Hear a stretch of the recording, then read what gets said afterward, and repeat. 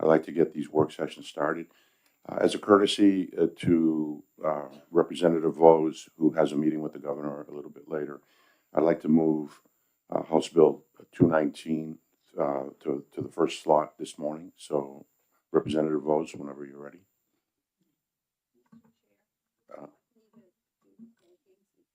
Please, would you, Representative Ebel? Appreciate that.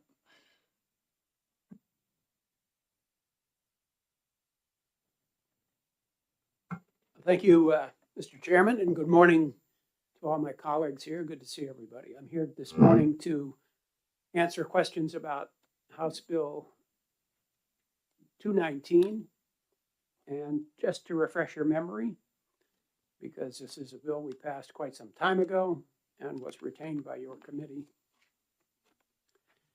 House Bill 219 proposes to make the following changes to the Renewable Portfolio Standard. It modifies two definitions concerning Class 1. It removes Class 2. It reduces the utility obligation to procure Class 1 thermal renewable energy certificates from 2.2% to 1.7%. It changes the alternative compliance payments for classes 1, 3, and 4 to just above the other New England states. And it removes a reference to Class 2 from RSA 362 F62A. The result of these changes will save ratepayers an estimated $5.7 million per year.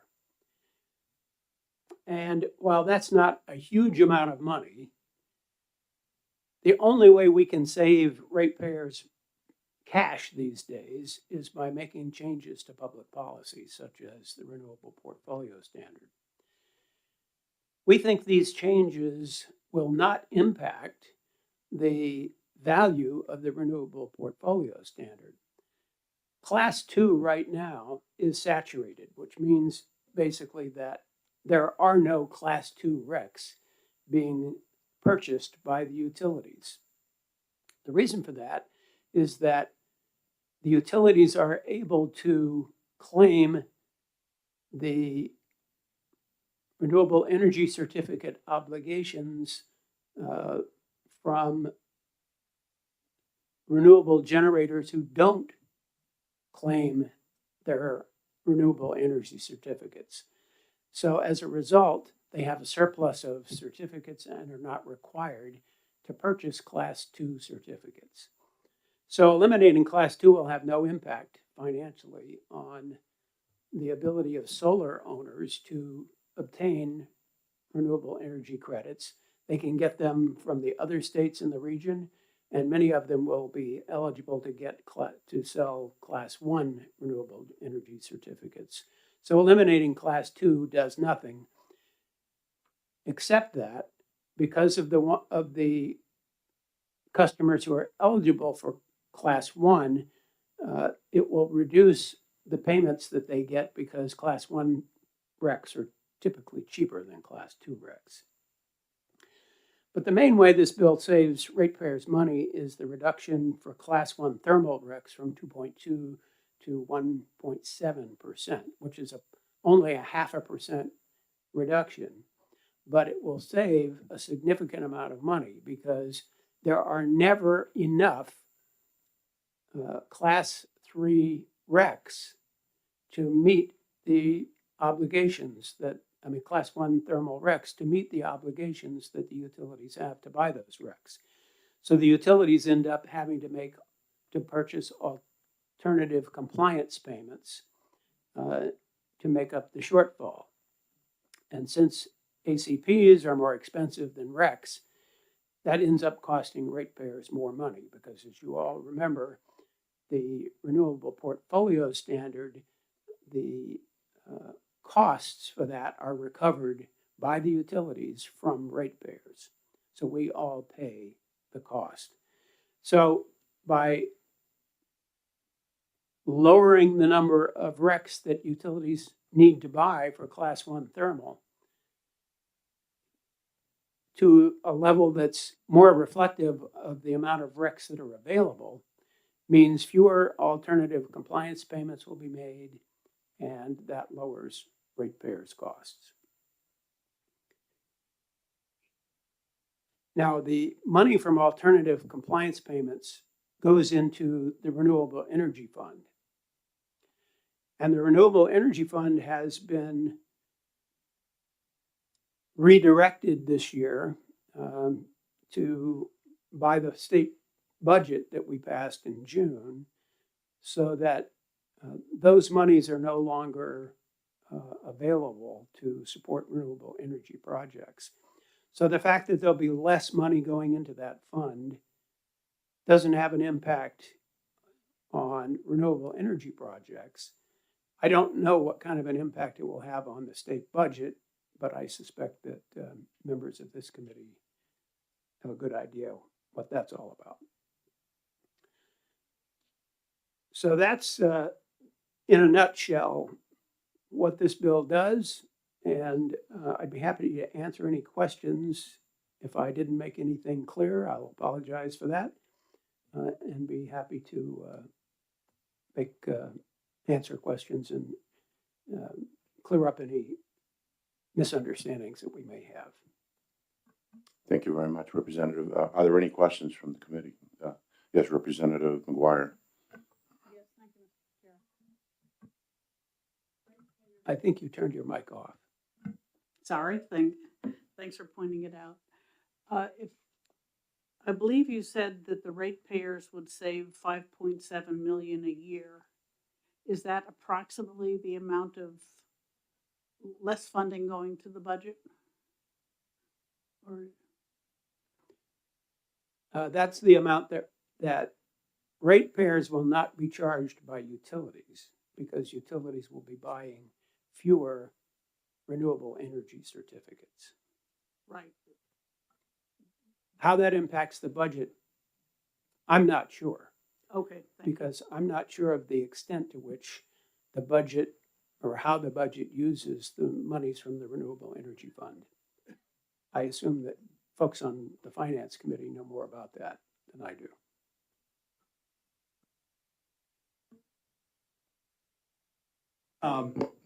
I do have a question for Representative Bose, but just in response to the question about the impact on the budget, we have an amended fiscal note on the table, and it indicates that this bill will result in a $1.2 million reduction in revenue to the general fund.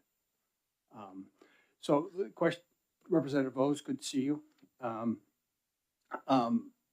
So the 5.2 million, I think 5.2, is that the number you came up with? 5.7. It's 5.7, okay.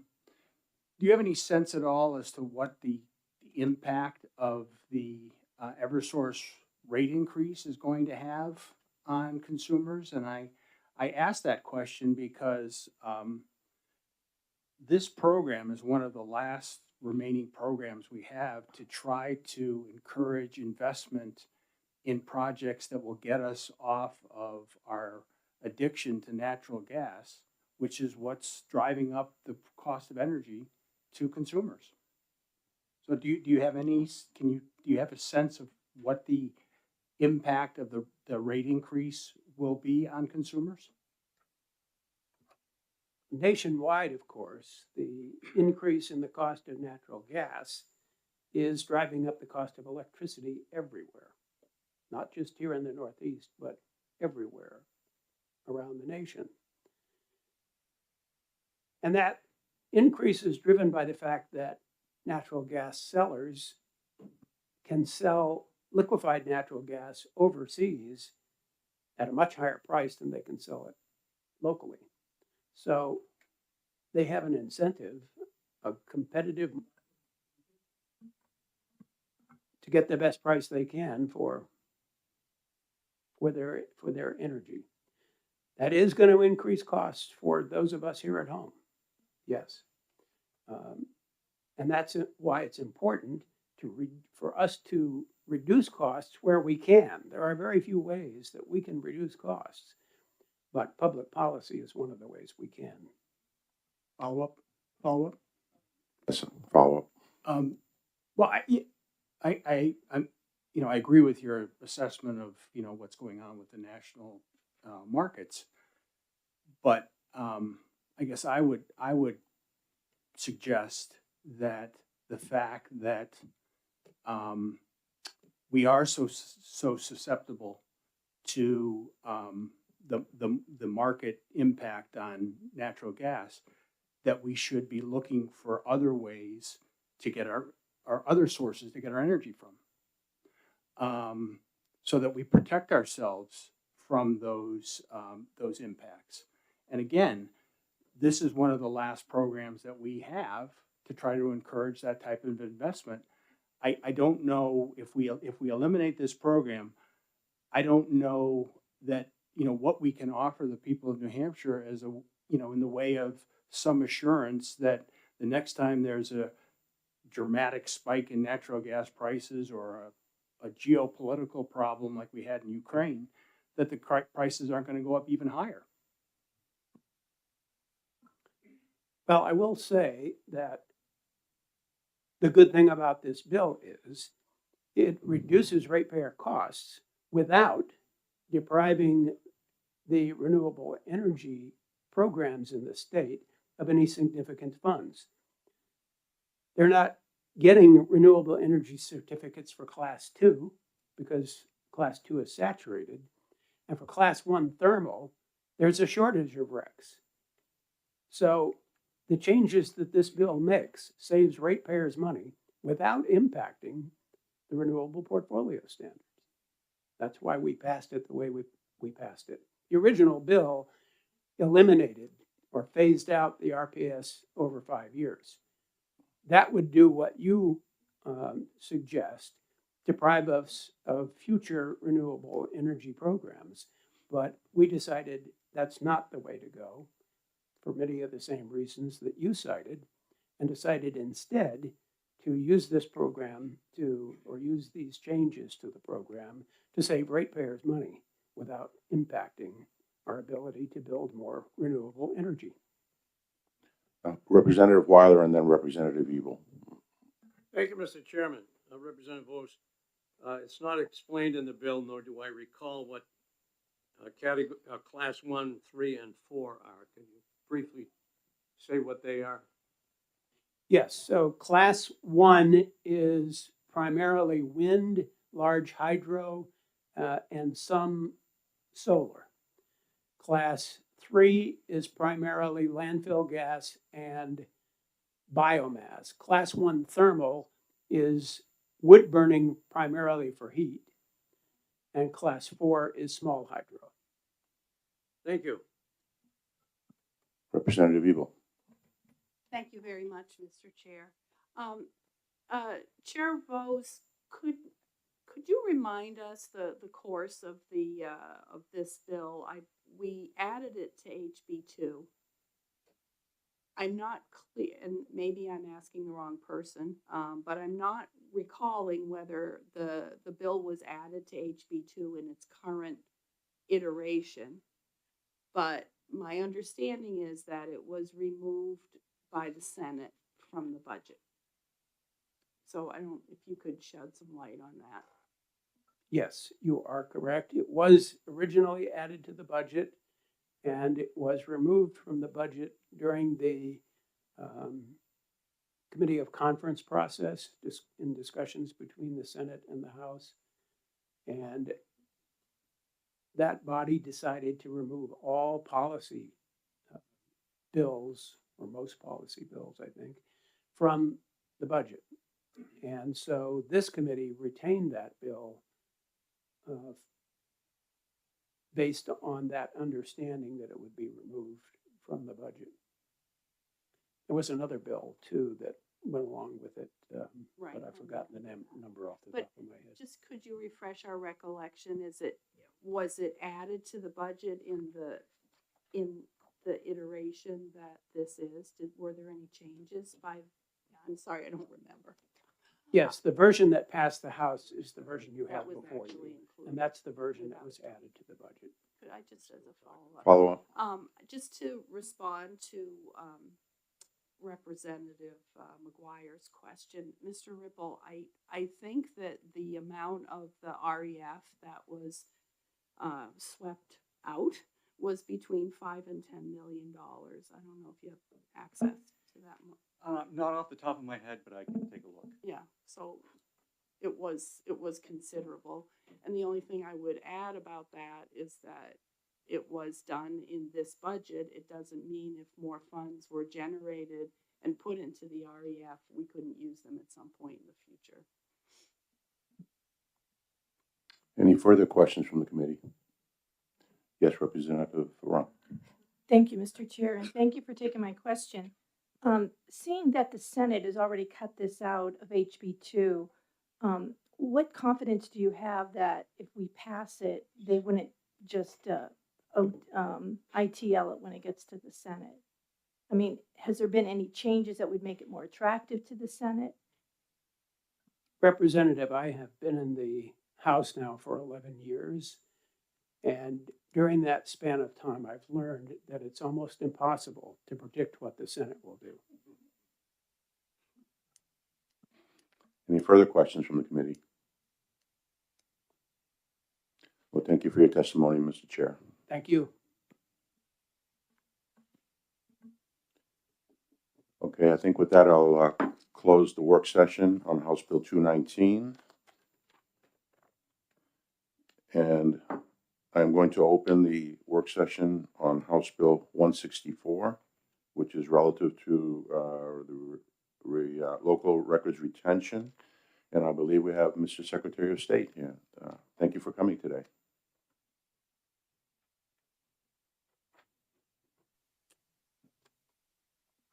Thank you, Mr. Chairman, members of the committee. I'm David Scanlon, Secretary of State, and I'm here to answer questions that you might have on this piece of legislation. But before we get to that, I will just say that the position of local government record manager has been in statute for, I think, at least 20 years now, but the position has never been funded.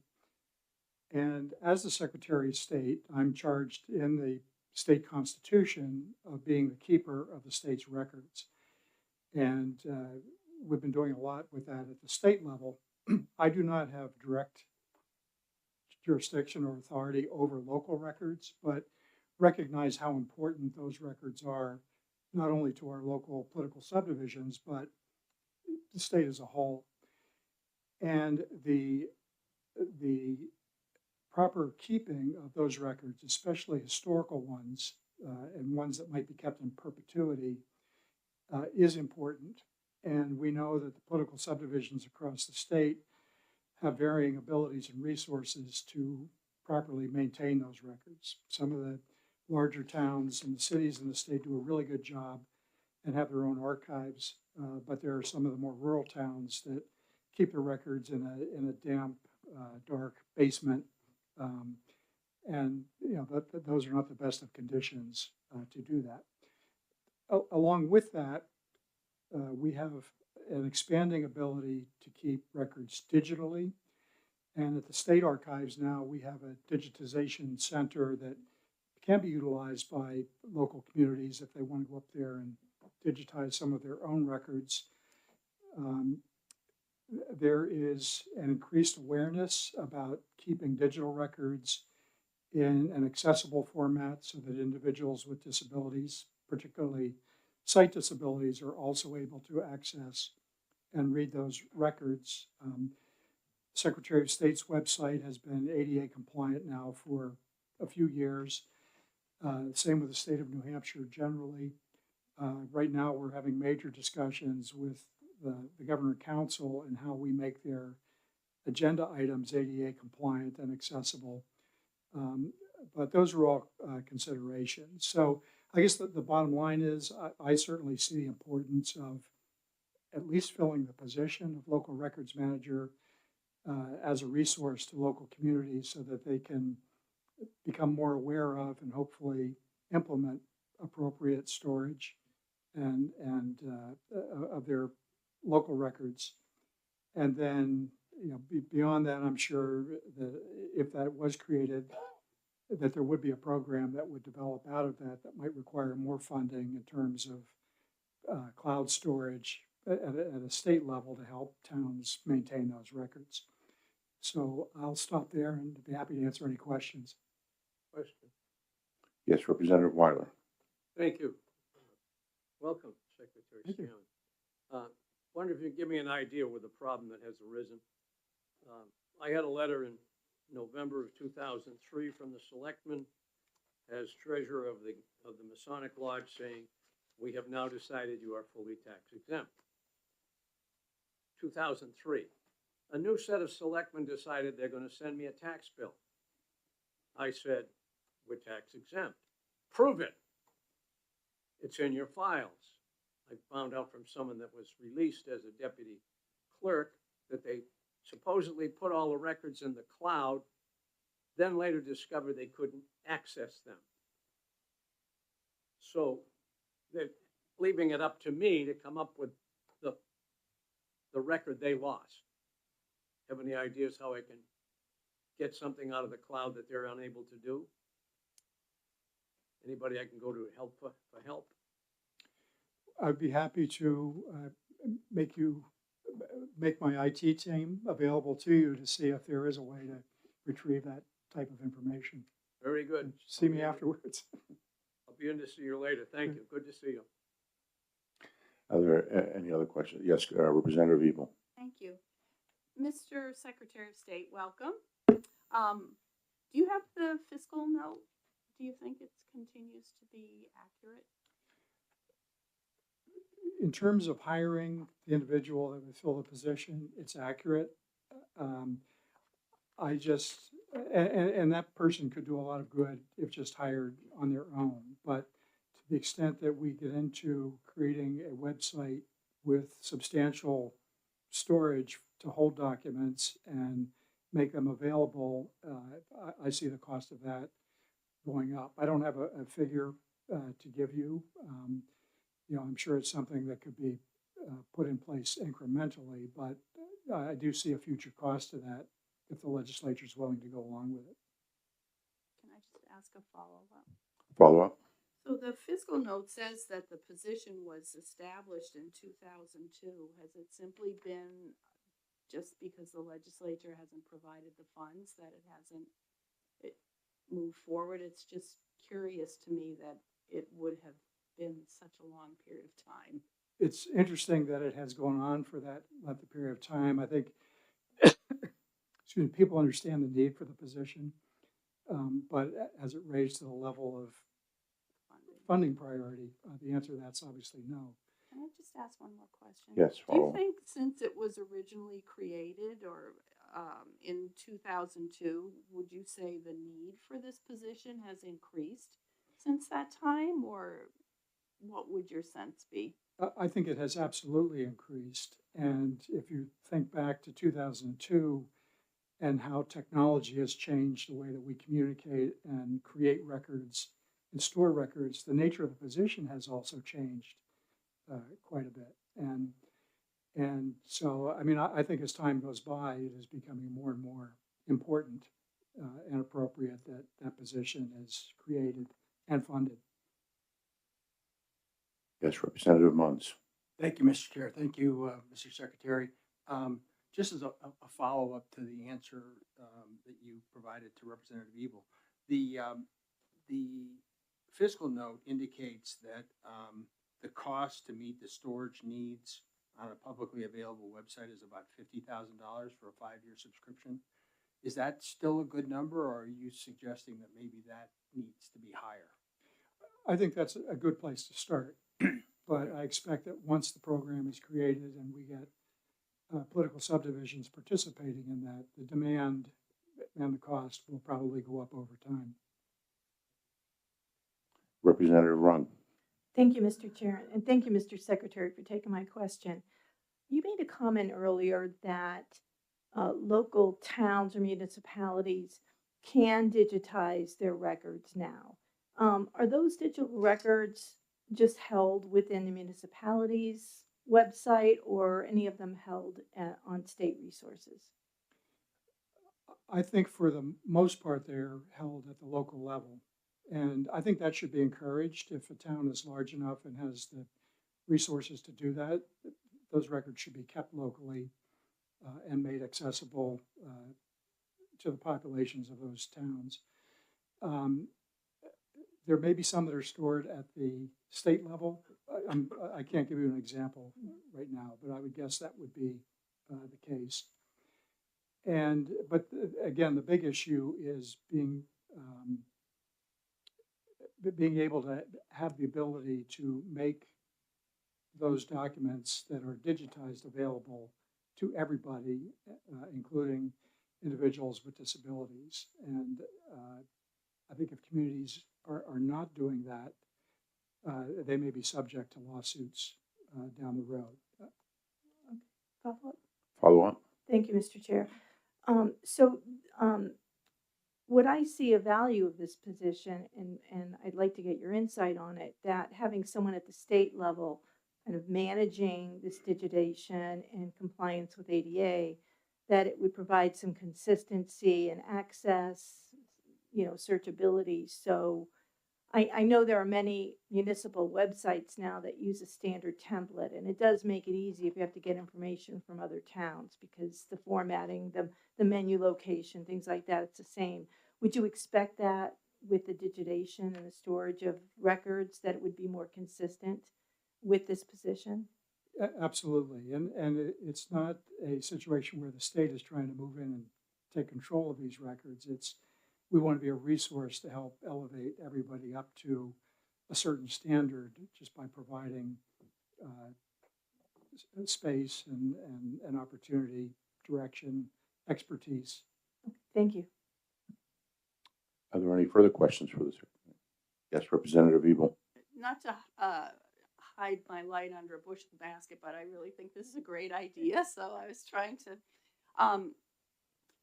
I suppose this is a foolish question, but I'm not as familiar with the Secretary of State pots of money. But it sounds like unless we fund this with general funds, you don't have any other way of moving ahead with this. The archives, state archives is pretty much generally funded. So yes. Okay. And I Follow guess, up? yes, sorry, Mr. Chair. I'd be interested if we're interested in pursuing this, which I am, maybe talking to DOIT once more to find out what the numbers are. I have a question myself, Mr. Secretary. So as you stated, this would fund the position, the person, but currently you don't have the capability with storage systems.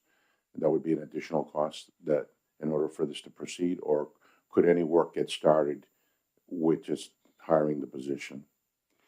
We could certainly start the program by hiring the position. And then there is, I think, $40,000 or $50,000 in the bill that would allow for creating a website that could be utilized by political subdivisions. But I think that is just a good place to start. And if it became a very popular program, I could see the cost going up from there. Thank you. Are there any further questions? Okay. So with that, I will close the work session on House Bill 164. And I will open a work session on House Bill 365, which, again, the Secretary will be speaking to. And this is House Bill 365 is a bill relative to proof of United States citizenship for indigent voters. And Mr. Secretary, welcome again. Thank you again, Mr. Chairman and members of the committee. I'm David Scanlon, Secretary of State. And this bill, I believe, is important because everybody in the room knows that we passed a significant piece of voter requirement legislation with House Bill 1569 that now requires that when a voter registers to vote, that they have to provide documentation that proves identity, age, citizenship, and domicile. And we had a similar experience more than a dozen years ago now when we passed the voter ID law, where there was concern at the time that there were going to be individuals that did not have an acceptable form of ID. And how do we make sure that a qualified voter without that form of ID is able to exercise their right to vote? And so there were some provisions that were put in the bill that created an expansive use of acceptable ID, but it also created an opportunity for an individual that did not have an acceptable form of ID to be able to get a voucher from the town clerk so that they could go to the local Division of Motor Vehicles office and have an ID created for them for voting purposes specifically. And when that law was first implemented, we had roughly 1% of the voters that went through the polling place were not able to present an acceptable form of ID. There was an opportunity where they could have their photo taken at the polling place, sign an affidavit, and then they could proceed to vote.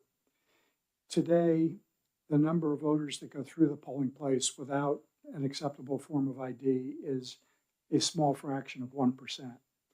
So that law has been generally accepted and it is successful. The new law passed with HB 1569 is more complex, however, because we're talking about more forms of proof and documentation that is required. So what we are asking for in this bill is an opportunity to create an opportunity to assist those voters who need to register who, for whatever reason, may not have a critical form of ID and may have difficulty obtaining it.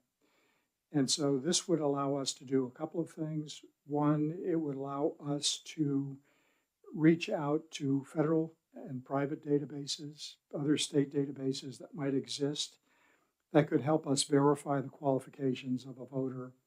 And if we can do that at the state governmental level, then we could acknowledge a verification that that person is in fact a voter.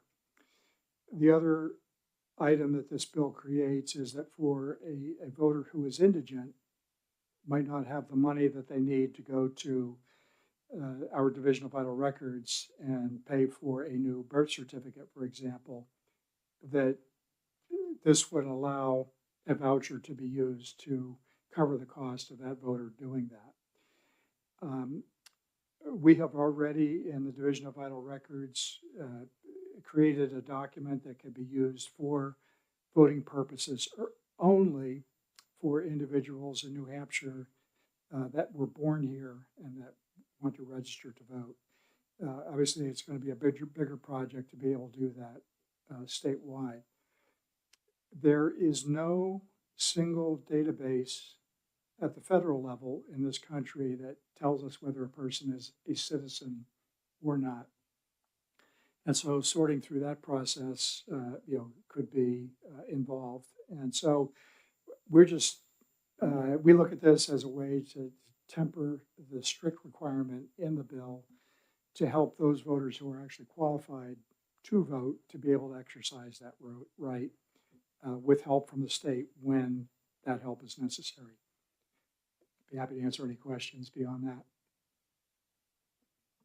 Yes, Representative McGuire. Yes, thank you. I'm glad you're in favor of this. I needed to get a copy of my out-of-state birth certificate when I went registered for Social Security. And if I hadn't had a good internet connection, a computer, plenty of time on the phone, and some practice dealing with bureaucracies, it would have been a real hassle, not to mention the $100 fee. And then they spelled my name wrong. So I can easily see that an indigent person might have trouble getting it, even if they knew when and where they were born. Like I said, I'm very glad you've got it, and it will be a challenge. Any other questions from the committee? Yes, Representative Evil. Thank you very much. How do you define, or how is how would you think indigent would be defined because it's not in the bill? It would be it would be a statement by the individual that they basically cannot afford the cost of, acquiring that document.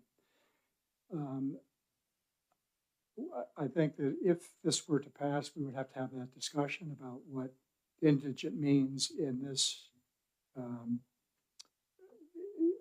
in the terms of this legislation.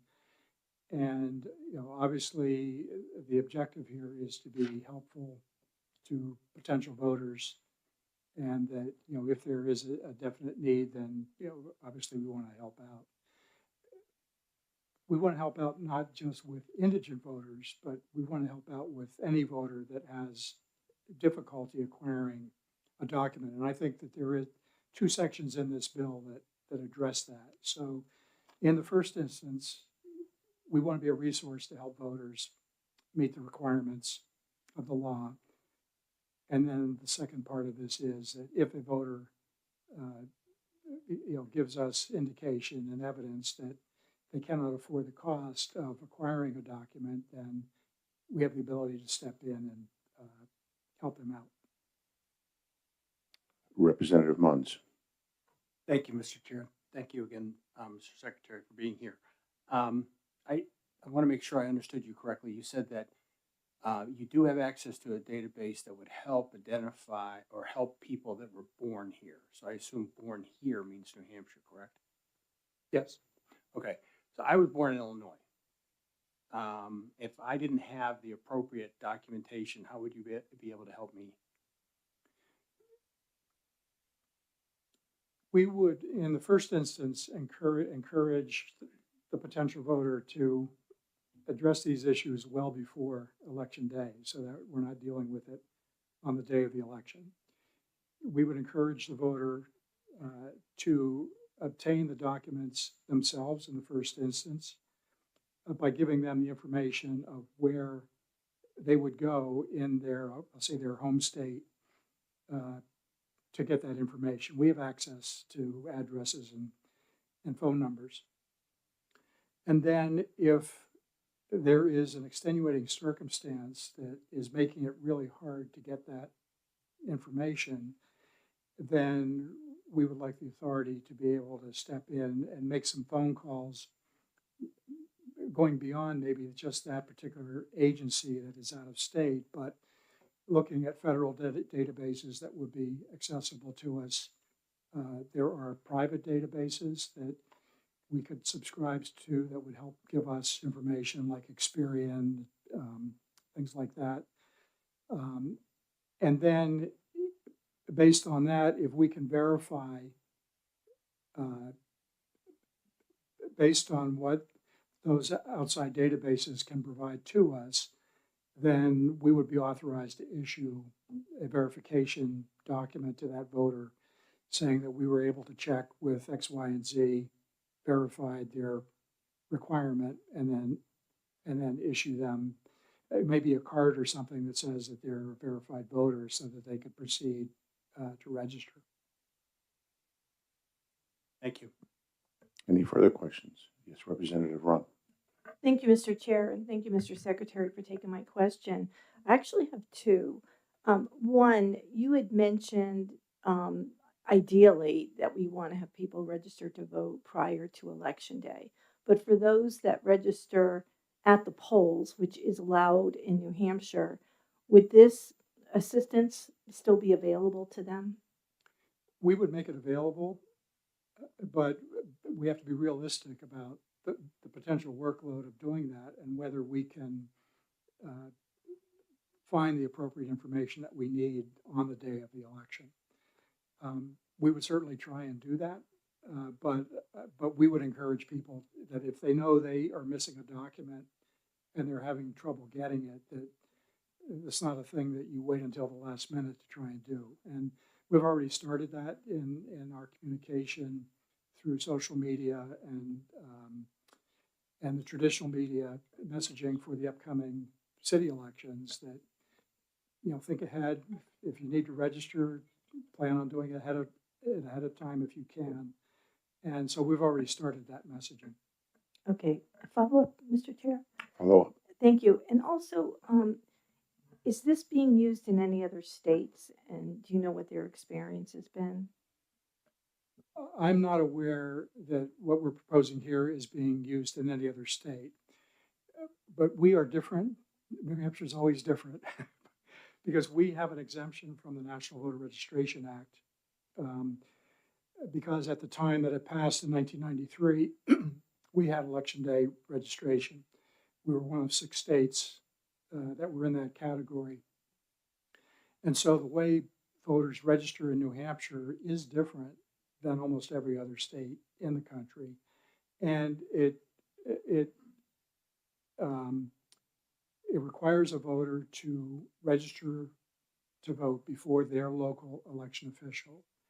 And because of that, it creates a better opportunity, I think, to do what's being proposed in this bill, as opposed to being able to register by mail or during a voter registration drive during a 4th of July parade, with that information being sent to a central voter registration agency. Those states have provisional ballots so that voters can vote on the day of the election if their name is not on the checklist, and then there's a review of that information to see if a voter's qualified kind of after the fact. We don't do those things in New Hampshire. It's just a more straightforward process that lends itself to this kind of a solution. Any further questions? Yes, Representative Evil. Thanks again. I'm just reading through the bill. So on line 3, it says, if a person claiming to be qualified to vote is unable to provide reasonable documentation, then well, you can see what it is. The clerk or whatever shall attempt to confirm the citizenship of the person, and they shall make reasonable efforts. But if it happens on election day and they don't have time, they're not going to pursue it. It just seems to me that there's a lot of judgment that's being made here, and these terms are not defined. I just wondered what your thought was on that. We will define them through the training process that will take place before. But the alternative is not having these resources available and just having a very, very rigid process. Representative Munns. I guess I have a follow-up to that, and I thank Representative Ebel for referencing the language in the bill. Right now, we don't have to we don't have to show that we're a citizen. I mean, the only thing we have to show is like a driver's license. So, I mean, is this adding another level of documentation for all of us? This bill is not. House Bill 1569 has already done that. So primarily we're talking about registering to vote. So if you are a new registrant, even if you've moved from a different town and are re-registering in New Hampshire, that process is slightly different. But let's just say you're a new voter. When you go to register now, you have to have documentation that shows your identity, your age, your citizenship, and your domicile. A passport goes a long way to meeting those requirements with everything except domicile, but a driver's license helps, a birth certificate. Those are all presumptive forms of identification. And then there is a clause in there that talks about other reasonable documentation that proves the qualification. But the requirement that you have to prove your qualifications exists because of House Bill 1569, which has already passed. Follow-up. I guess I'm looking at the bill right now, and granted, I haven't, studied it carefully, but where in the bill does it say this only applies to registration?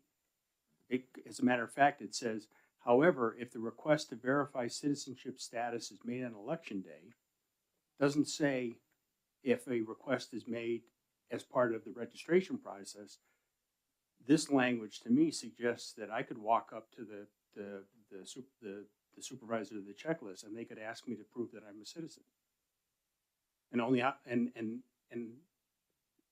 it seems like that's adding another wrinkle to this. If you are already on the checklist, you have proven those qualifications. Follow up? How have I done that? I've never provided anything to the town that says I'm a citizen. So under the law prior to 1569 passing, you had to provide proof of your qualifications. However, that proof could have been in the form of an affidavit. So prior to 1569 passing, there was a time when a person could walk into a polling place with no documentation and prove their identity, age, citizenship, and domicile simply by signing an affidavit saying under the penalties of voter fraud, these things are true. And so that was the proof that was acceptable at the time. That has changed. Any other questions? Yeah, Representative Evil. Could you refresh our recollection on the status of HB 1569? Isn't there a lawsuit pending? There are 2 lawsuits pending. We're in the initial stages of those lawsuits. They have been filed, and we're in discovery mode at the moment. So both sides are, asking questions of the other, looking for documentation. There'll be some depositions I expect taking place shortly, but those suits are underway. Just as a Follow-up. follow-up, I just don't remember, was there an injunction requested and it was not granted, or? I'll have to check on that. Okay. But I do know that there is no injunction. Yeah, the moment. right, because it's proceeding. Okay, thank you. Any other questions? I would like to state for the record that even though this issue would affect very, very small amount of people, as you said, it's a percentage of a fraction of 1%, it's still a solution so that if anybody were to encounter this issue, this would solve it. So I, for one, would embrace this, and I think it just helps our voting system to ensure that everybody gets to vote that's eligible. So with that, I'd like to thank you again, Mr. Secretary. And Thank you. It's nice to see your new digs. thank you. And we will, with that, we'll close out the work session on House Bill 365. Before I ring in the next one, I don't know the proper protocol here. I'll defer to my vice chair. We have as a courtesy, a speaker that was going to speak on House Bill 219. Would I have to reopen the work session? Okay, so I'd like to reopen House Bill 219 just for the courtesy of allowing Sam Evans from the Clean Energy Commission to speak, and I would hope that you would be concise and brief. Thank you.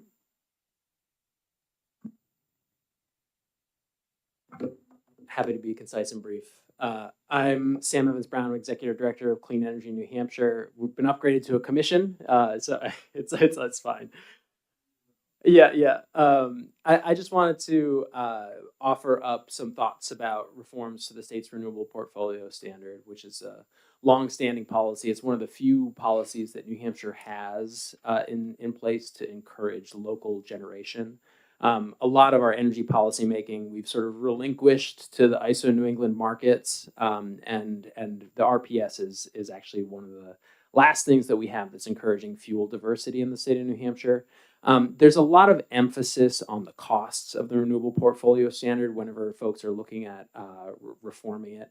I think that's a fact. That's a feature of the way that we recoup the costs of the RPS. So for those, I'm sure you got a briefing on this from Representative Vose, who's very well versed in all of this, but a renewable generator generates renewable energy credits. Anyone who's an energy supplier has to buy a certain percentage of their supply from renewable energy credits. That's a discrete, quantifiable, easily identified cost that is folded into all of our electric rates.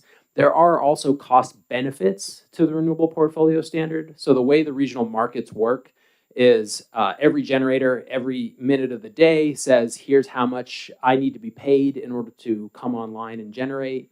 The grid operator takes those bids and lines them up in order from smallest to largest. And they say, we have this much demand, and they cut off the bids at that line, and then everyone gets paid that same price.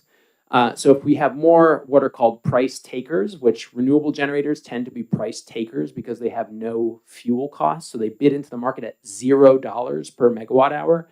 The more price takers we have in the market, the more it suppresses the wholesale energy rate that we all pay that gets built into all of our bills. That's a much harder to identify benefit, and so it's not something that we see on our electric bills. There have been numerous studies, though, that have found that the RPS, the benefits tend to outweigh the costs, that wholesale market rates are suppressed by more than the 30 million or so that we pay in our electric bills to support the RPS. So I would simply say we oppose this bill. We've opposed it since the beginning.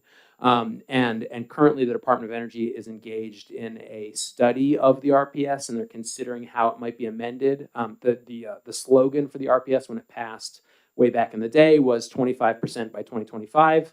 It's 2025. I would encourage the committee to simply hold on to this bill until we get the recommendations from that Department of Energy proceeding, which I think will identify some reasonable reforms, as opposed to sort of monkeying with the rec levels and ACP prices on an ad hoc basis. So those are my thoughts, and I appreciate the opportunity to share them. Thank you very much. Appreciate that. So with that, I will close the work session on House Bill 219. And I'd like to open the work session on House Bill 246, which is a bill directing the State Conservation Committee to implement the Conservation District Climate Reliance Grant Program and making an appropriation thereof. Are there any co-sponsors that would like to present? Because if not, I have been asked as a courtesy to introduce an amendment that the committee, that the sponsor and the co-sponsors would like to put forth. So at this point, Mr. Chair, yes. I am a co-sponsor, but I don't have anything prepared to speak on it. Would you like? Would you just introduce it, please? Thank you.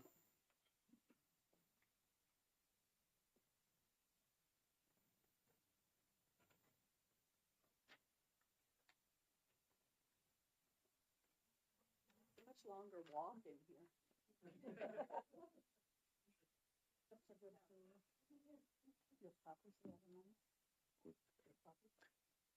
They were supposed to bring it.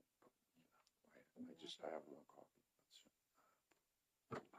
For the record, my name is Karen Ebel, and I represent the towns of New London and Newbury, which is Merrimack District 7. I'd like to introduce on behalf of the sponsor of this bill who couldn't attend today, Representative Aaron, amendment number 2025-2936H. The intent of the amendment is to reduce the appropriation requested from $50,000 to $20,000. And if I could just speak very briefly to this, we had, I remember it well. I think this bill was the HB 246 was the first hearing that we had in full finance at the beginning. There was an incredibly effective presentation made. Many people came to speak to support this bill. It's a small amount of money, but it would mean a lot to the people that are interested in receiving it in the county conservation districts. So I hope we might be able to find a way forward to pass it. Would the committee have any questions of Representative Ebel? Yes, Representative McGuire. I'm not familiar with this program. What do these grants fund? I'm hoping that there's somebody here from the Department of Agriculture that might be able to give you a fuller description than I would. I don't want. Yes, there is somebody in the audience, so would you concede to let them speak? And I apologize for not knowing the name, but could you come forward and speak on behalf?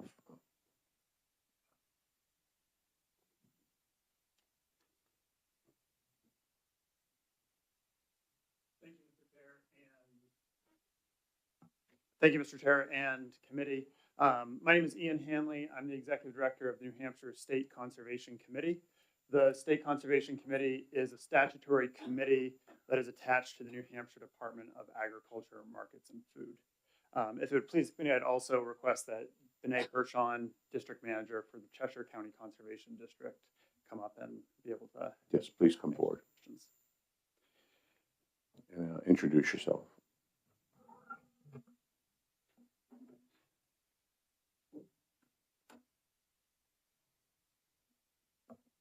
Good morning, Mr. Chair. My name is Benet Hershon. I'm the district manager for the Cheshire County Conservation District. We serve the farmers of our county and statewide as well, and are the main administrators for this grant program. One of the roles of the State Conservation Committee is oversight of the conservation districts, our 10 conservation districts we have in the state. And so this program is a program that has provided small grants to farmers statewide to address climate resilient practices, primarily to address things like increased drought pressure, increased heavy precipitation events throughout the state. And so 2025 marked the 4th year of this program. In total of the 4 years, 139 grants have been awarded, and that being a total of just a little bit over $1 million. And those have been given out to farmers in 58 municipalities around the state so far, and that represents all 10 counties. In 2025, we awarded $337,895 in total grants. And so these grants are $10,000 grants that allow farmers to address these climate resilient practices on their farm. One of the great things about this grant program is that it allows farmers to address needs that aren't matched by federal farm bill programs, such as NRCS's programs, for example. And this allows for more flexibility and more ability to address New Hampshire and Northeast specific challenges to farming, which, as we know, are increasing with the droughts and heavy precipitation events that are becoming more and more common. I'd just like to give Benet a chance to talk about what this program is going to look like for 2026. And could you please give some specifics as to what some of these mitigation actions are? Yeah, of course. Thank you. So I'd be happy to give an example of that. Let me move the microphone as well. Just an example from yesterday, I was actually at one of these farms, and that was 5 Sigma Farm in Sullivan, New Hampshire. And one of the practices that they implemented from these grant funds was that they were able to do a rotational grazing project on their field. And through that rotational grazing, they were able to implement it's a sheep and chicken operation. They were able to purchase a specialized coop for their chickens so that they could be on that field. Now, if you look outside, it's no secret that we are in a very intense drought period. But as a result of that project, standing in that field yesterday, you would have had no idea that there had been a drought. The field was luscious. The sheep were able to graze. And because of that rotational grazing practice, that farm specifically had a better system of grass on that plot. And so that's just one example. Another example in Rockingham County, very exciting. We were able to also expand to supporting an oyster farm, which was the first of its kind this year. And through that grant, the oyster farm had seen an increase of predation for the oysters that they were cultivating for sale as a result of increased temperatures around our shorelines.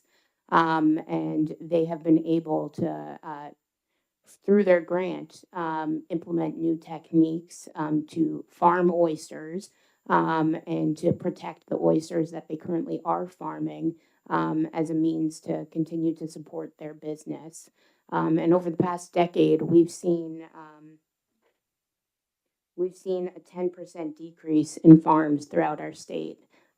So from the land management standpoint, this program is an investment in preserving the agricultural heritage of this state, but it's also investment in the viability of farm businesses as well. And I'd be happy to also speak to the grant round looking ahead for 2026. Representative McGuire. Yes, thank you. They sound like these are worthwhile ideas, but the amendment cuts it down to $20,000, which is 2 grants. Is there any other funding for this program? Yes. So from the very beginning, we've been very fortunate that this program has been funded through private support and foundations. And the real interest of our private funders is to see that state level support. So while it might not seem like a lot, we hope that $20,000 a year will really encourage private funders to continue to sustain this program. Any other questions? Yes, Representative Ebel. Thank you very much. I actually would prefer to see it funded at the 50,000, so we can talk about that. But would you say that this money is an economic booster generally for the farmers of the state, so that they can build on these projects to produce more economic activity and benefit us all overall? I would say so. Without these funds that the farmers receive for this grant, these projects would not be possible. But I'd also like to add that our funds, we're giving $10,000 per farm project. They're rarely covering the total project costs of the project. And there is a required 25% match from the farmer as well. So I'd also just like to highlight this program is not simply distributing money that otherwise wouldn't be utilized, but it is encouraging the farms to be able to do these projects that they really could not be doing, and they are long-term investments for the health of those farm businesses. Representative Rung. Thank you, Mr. Chair, and thank you for taking my question. You mentioned how there are private foundations that also support these grants. Are those private funds used as a match? Are they part of that 25% match of the farmer, or are they really independent of this grant program? So they're independent. They're not used for the match from the farmer itself. And almost a majority of the funds from private foundations all go to the direct-to-farm grants. A very small portion goes to conservation district staff time to sustain the program, but majority of funding is going to those direct-to-farm grants. Representative Bunce. Thank you, Mr. Chair, and thank you for coming in. What is the overall size of the program? When you add in all of the private donations, I mean, how big is it? Yeah, just to clarify, are you asking about the budget for the program? The budget, yeah. Yeah, so going into our 2026 year, the overall scope of the program, so far we have secured $400,000 in grant funds, with $30,000 of those funds will be allocated to district staff time. So that'll be $3,000 per county. And that $3,000 all goes towards the staff time involved in administering the program, in the outreach of the program, the one-on-one assistance. Oftentimes, our farmers are not grant writers, and assisting them through that process, connecting them with resources that are already available in our state. And so I also would like to emphasize that no grant dollars from this program are going towards something that couldn't be funded through another initiative, if that makes sense. We're always making sure and doing our homework that if a grant program already exists and would be available to farmers, that we're pointing farmers in that direction first. And then the remainder of those funds will all go in those direct-to-farm grants and will be divided up among the 10 county conservation districts. I have a question. So is there oversight after the grants have been given, follow-up, and then is that information stored in a database for effectiveness and for sharing of successes and failures? Yes. So the way that the program is set up, when farmers are selected and notified, that timeline is they begin to apply. We open up our applications in November. Our application period closes on February 1st, and the selection committees meet throughout the state. All of those selection committees are comprised of experts, district staff, board members, and applicants are notified in April at the latest. Once they are notified, they're required to submit a signed contract stating that they will see the project through, that they will submit a comprehensive final report outlining the activities of the grant. They'll submit all of their receipts. They'll also submit, they're required to track different metrics for their program to prove the efficacy of what they have sought out to do. And so they commit to submitting that. They submit the proper tax documentation to us. And they also submit a certificate of insurance that we retain on file throughout the duration of the project. So after we receive that signed paperwork and documentation, we then send 50% of their payment upfront. And then the remainder of the payment is not distributed to them until they submit their final report. And they have 1 year to implement their project. Thank you. If I may add, Yes. county conservation districts are political subdivisions of the state, and so 91A requests are always an option if for people. All of our districts are great about talking to people with their questions about about what they're up to, but they are subject to 91A regulations as well. Thank you. Are there any further questions? And I'd also Yes. just like to add, I did not share how we share the successes of these programs. Each year, every single conservation district is required to host a workshop highlighting a project in their county and inviting other farmers, members of the public, community members to come and learn and see a project firsthand. We also currently have on our website, if you go onto CheshireConservation.org/climate, we have an interactive online map where you can see each year of the grant round. You can zoom in onto any of the farms that have been awarded these grants, and you can read the story of what the farm did.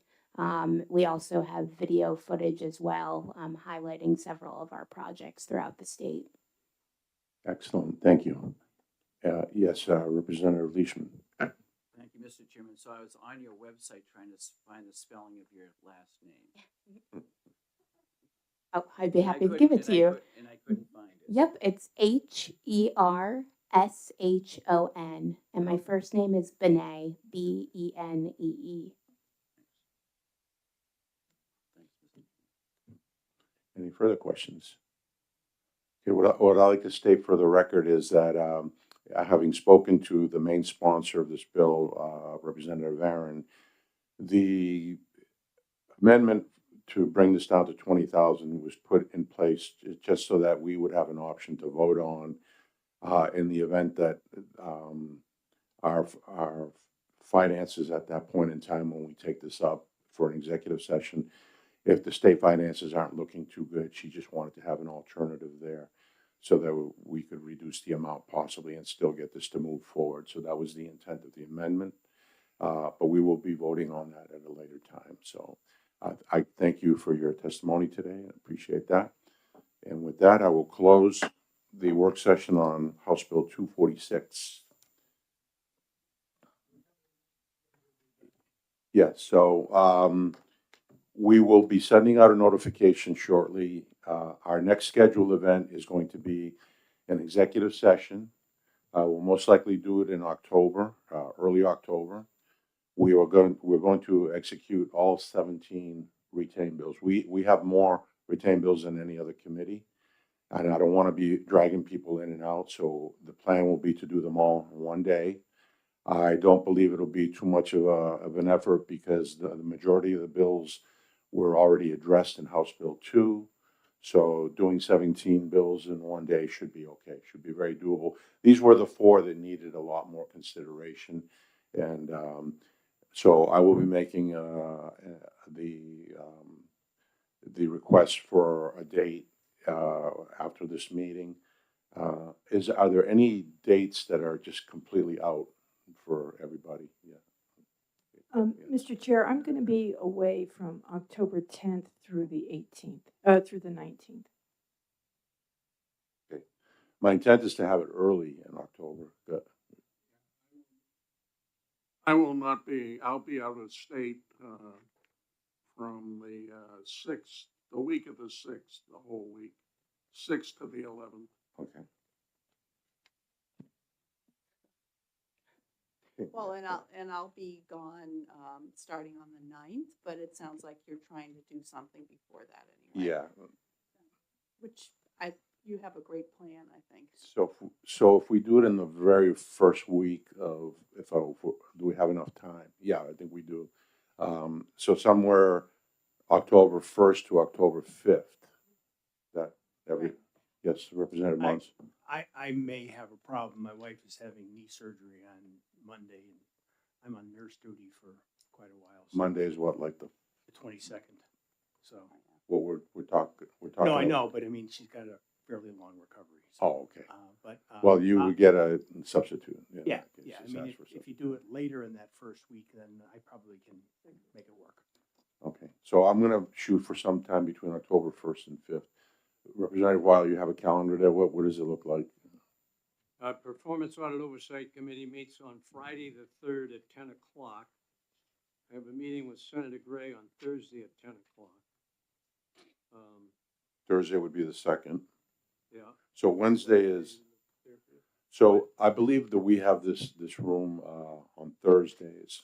Wednesday's clear. Tuesday's Wednesday may be clear, but I don't know if we can get the room. Yeah, and I can't come Wednesday. What if we did Thursday afternoon? I'm gonna shoot for Thursday, the 2nd in the afternoon. Is That'd that be okay? great. Like, Sounds good. like 1 o'clock? Is that Yep. That's okay? perfect. Thursday, the 2nd at 1 p.m.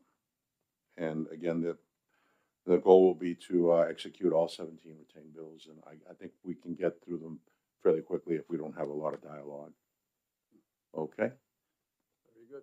Thank you, everybody, for showing up today. Thank you.